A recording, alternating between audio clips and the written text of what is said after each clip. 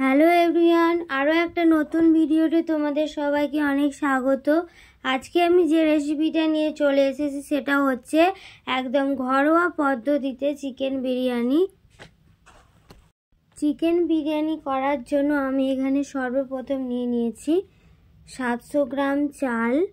এই চালটা আমি ভিজিয়ে রাখবো মোটামুটি 40 মিনিট।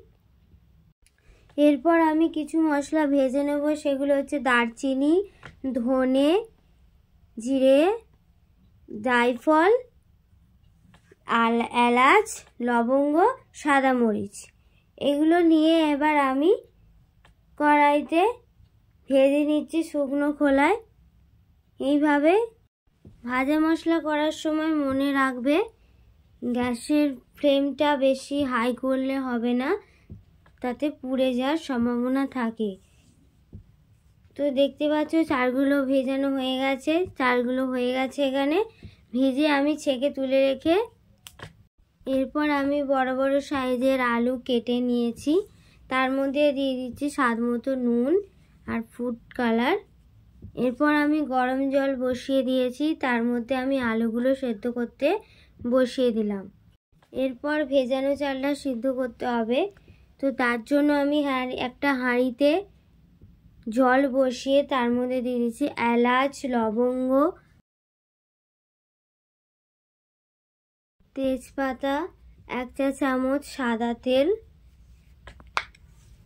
স্বাদ মতো নুন, তারপর 1 চামচ গোলাপ জল। এগুলো দেওয়ার পর জল ফুটে আসলে চালটা দিয়ে দিতে হবে। তবে চালটা কিন্তু বেশিক্ষণ সেদ্ধ করা যাবে না। আমাদের এখানে চাল ছেঁকে নিয়েছি আমি। এরপর আমি মাংস নিয়ে নিয়েছি বড় বড় করে, কারণ এতে বড় বড় মাংসই লাগবে। এরপর আমি এটা ম্যারিনেট করার জন্য দিয়ে দিচ্ছি স্বাদ মতো নুন, তারপর দিয়ে দিচ্ছি লঙ্কা গুঁড়ো, তারপর হলুদ গুঁড়ো, তারপর দিয়ে দিচ্ছি 1 চামচ জিরে গুঁড়ো, তারপর দিয়ে দিলাম 1 চা চামচ আদা বাটা, 1/2 চামচ রসুন বাটা, তারপর দিয়ে দিচ্ছি ভাজা মশলা 1 চামচ, গরম মশলা 1 চামচ, গোলমরিচ গুঁড়ো 1 চামচ, তারপর দিয়ে দিচ্ছি 2 চামচ টক দই। এখানে টক দইটা ব্যবহার অবশ্যই করতে হবে। দিয়ে দিলাম 2 চামচ টক দই। এরপর মাংসটাকে ভালো করে ম্যারিনেট করে নিতে হবে, ভালো করে মাখিয়ে নিতে হবে এমনভাবে যাতে মাংসর ভিতরে মশলাগুলো ভালোভাবে ঢুকে যায়। এরপর আমি লাস্টে দিয়ে দিচ্ছি কাশ্মীরি লঙ্কাগুলো। এটা আমি কালারের জন্য দিয়ে দিচ্ছি, যাতে কালারটা ভালো আসে। এরপর আমি 1 বাটি দুধ নিয়ে নিয়েছি, তার মধ্যে দিয়ে দিচ্ছি ফুড কালার, গোলাপ জল 1 চামচ, দিয়ে দেবো 1/2 চামচ কেওড়ার জল,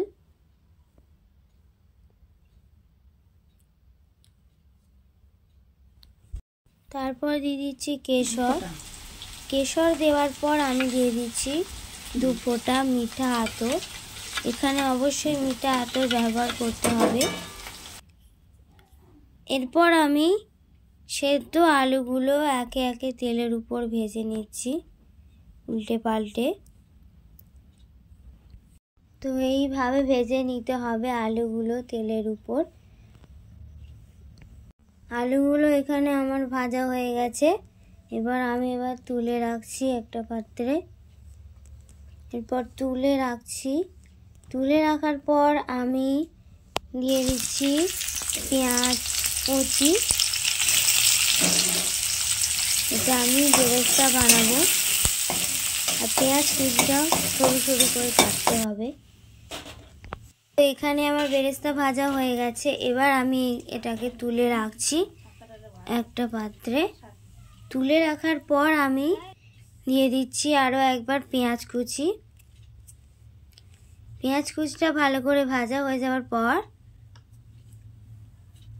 এরপর দিয়ে দেবো ম্যারিনেট করা মাংসটা। তো বলে রাখি, এই ম্যারিনেট করা মাংসটা আমি আধ ঘন্টা ম্যারিনেট করে চাপা দিয়ে রেখে দিয়েছিলাম। এবার আমি সেই মাংসটা দিয়ে দিচ্ছি পেঁয়াজের উপর। এবার দিয়ে দেওয়ার পর এবার ভালো করে মাংসটা নেড়ে নিতে হবে। নেড়ে নিয়ে মাংস থেকে যখন তেল ছাড়তে শুরু করবে তখন দিয়ে দিতে হবে ভেজে রাখা আলুগুলো। আলুগুলো দেওয়ার পর ভালো করে নেড়ে নিতে হবে। নেড়ে নিয়ে কিছুক্ষণ ফুটিয়ে যখন আলু আর মাংসটা থেকে যখন তেল ছেড়ে আসবে তখন দিয়ে দিতে হবে 1 চামচ বিরিয়ানি মশলা। তো বিরিয়ানি মশলাটা দেওয়ার পর ভালো করে নেড়ে নিতে হবে। নেড়ে নিয়ে